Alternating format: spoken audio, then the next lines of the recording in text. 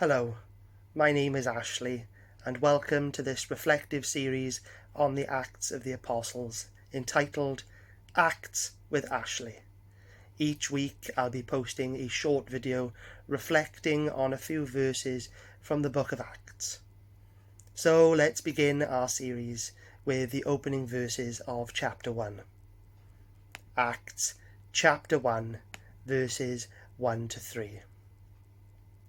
In these opening verses, Luke again addresses his second book to Theophilus, who must have been an important person. Luke begins by saying how his first book, the Gospel account, he described all the things that Jesus began to say and do. Now, by saying began, Luke is telling us that Jesus continued to teach.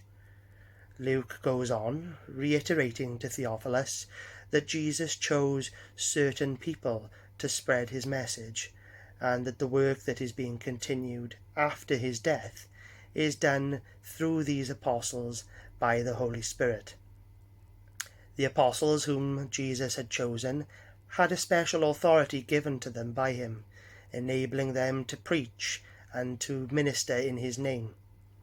Jesus spoke to these apostles about God's kingdom and gave them a message to proclaim. Luke tells Theophilus that after his torture, crucifixion and death, Jesus shows himself to his apostles many times and in many ways to prove that he has been resurrected. After this, Jesus tells his apostles what he wants them to do. Then he ascends to heaven and sends the Holy Spirit.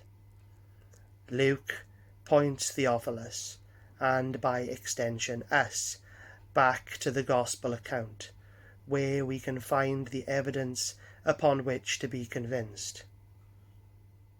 So, in this opening to the book of Acts, Luke frames for us the most important part of the disciples' message, which is that Jesus has overcome death and has been truly raised from the dead.